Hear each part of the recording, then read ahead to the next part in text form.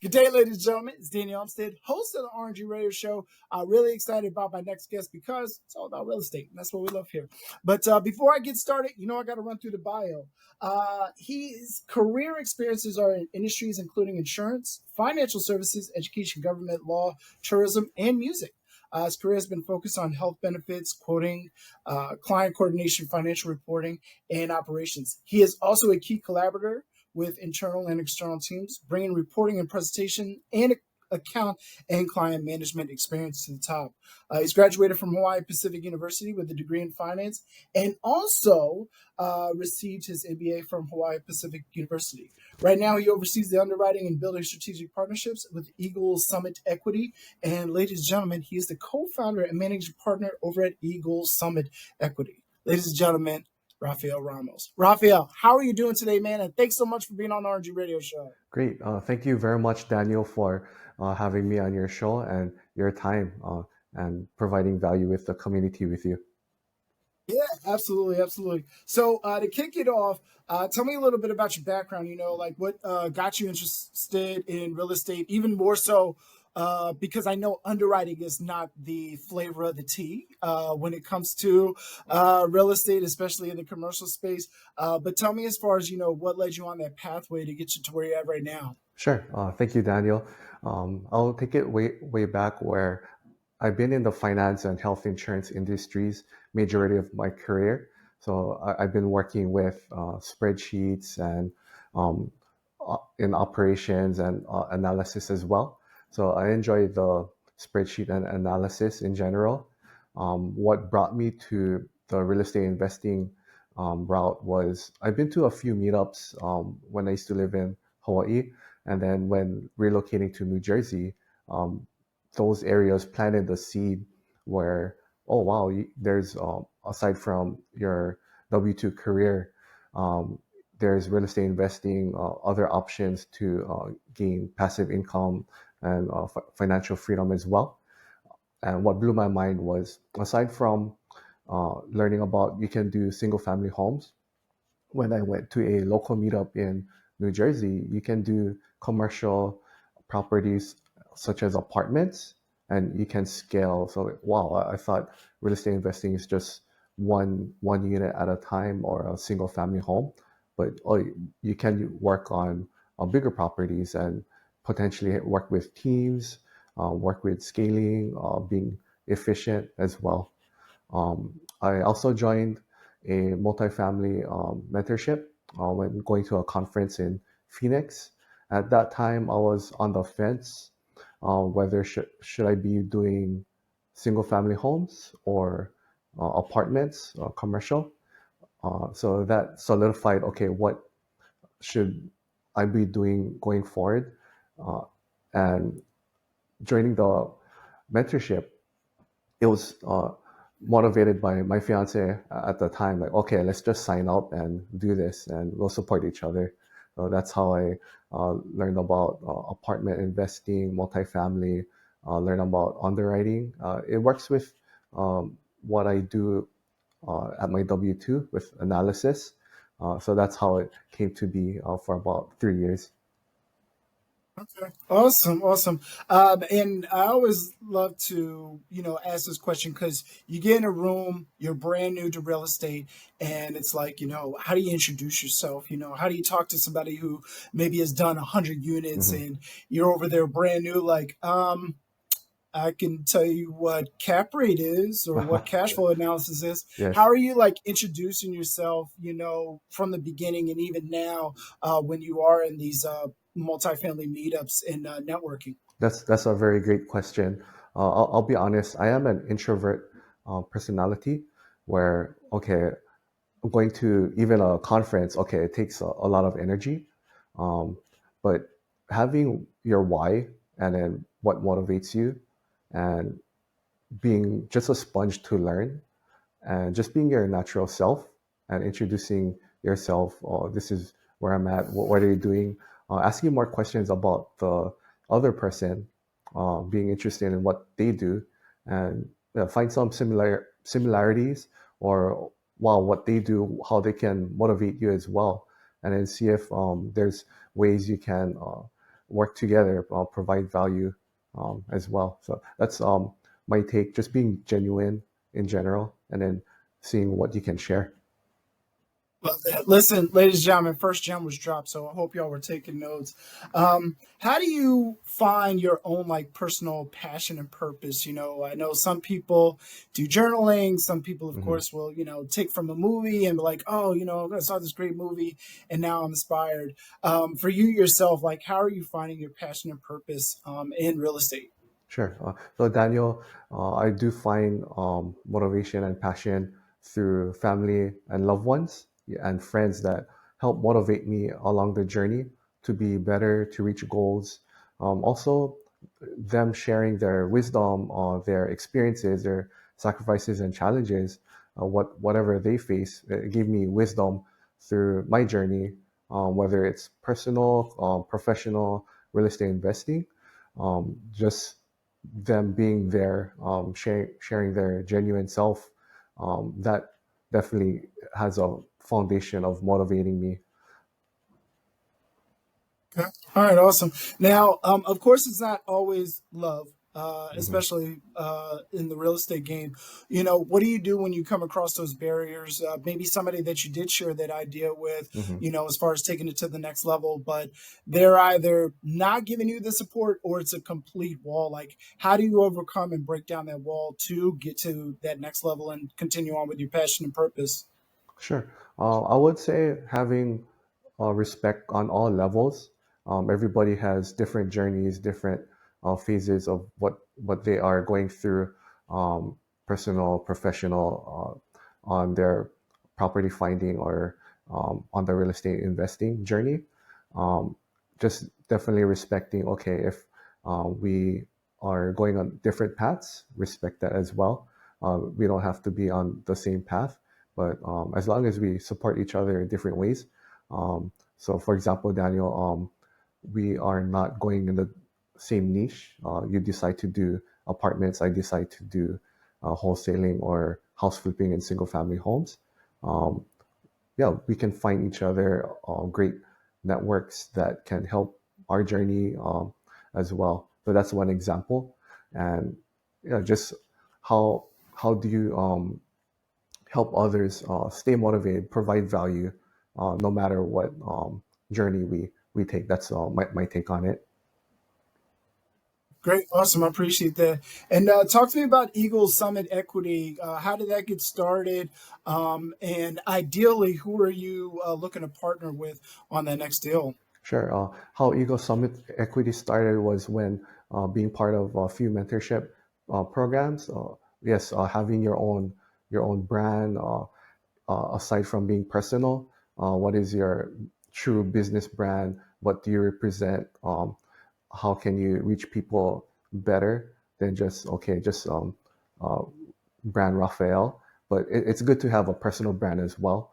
Um, Take it to the professional level, um, having better ways and channels to reach out to potential clients and investors. What we do is help others passively invest their hard-earned time, income, and we make the all that capital work hard for them.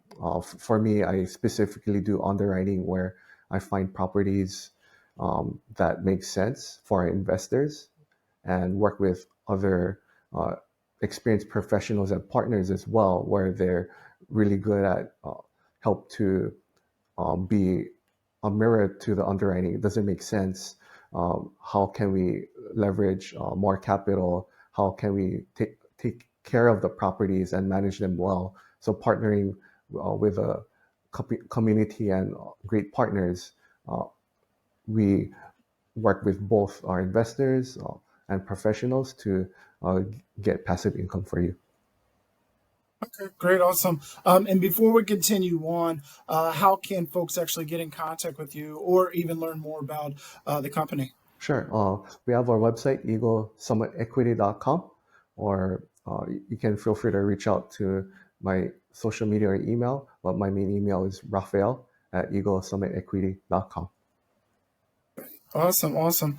And for the person who's getting started in real estate, maybe they've done their 100 calls in that first week. Hmm. There's no solution there. Maybe everybody is telling them no. Maybe their even own in-home support system Uh-huh. is not for it. What advice would you give to somebody to continue to push that needle, to continue to keep going forward? Sure. Number one is being consistent.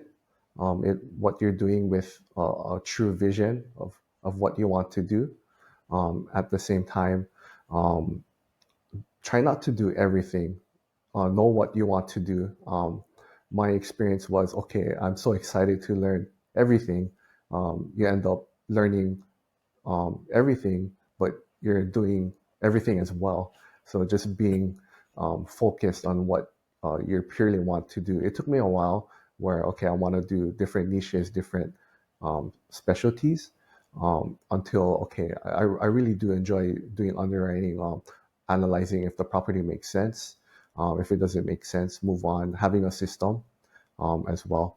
Um, Also, yeah, work with experts way more experienced and motivated than you as well.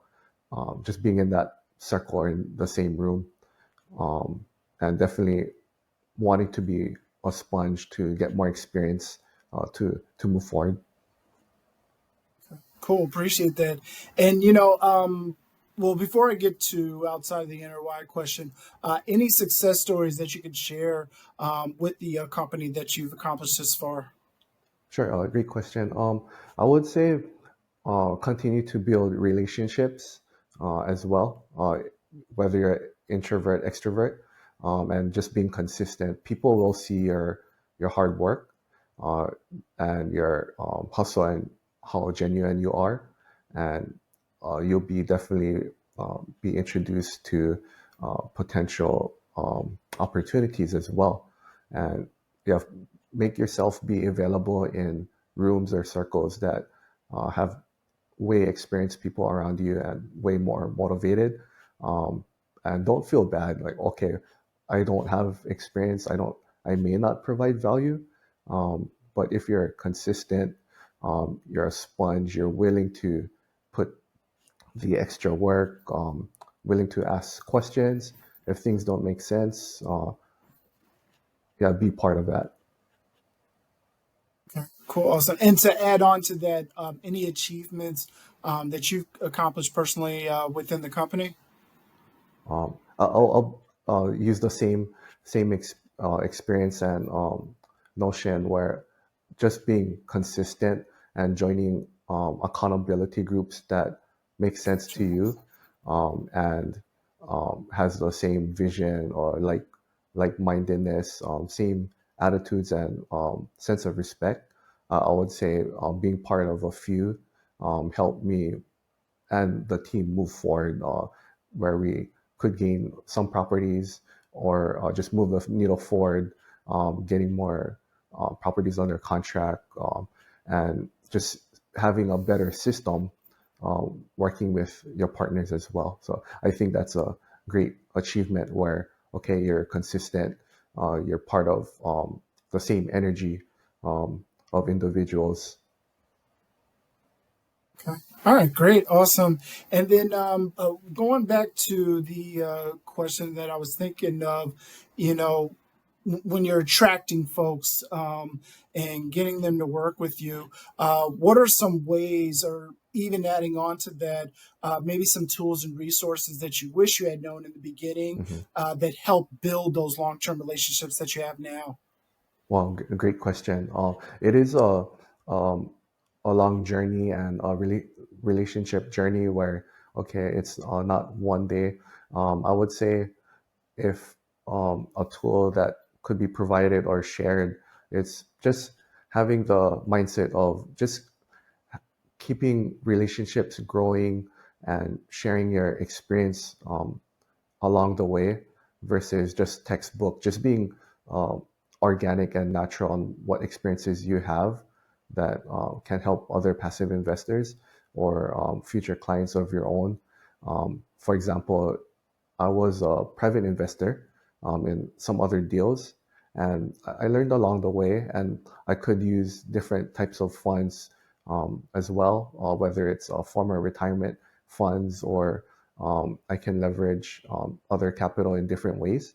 If knowing that before versus, okay, all I need is my own funds, I can't move forward. So you can leverage different networks, different ways of capital, different ways of networks and accountability groups.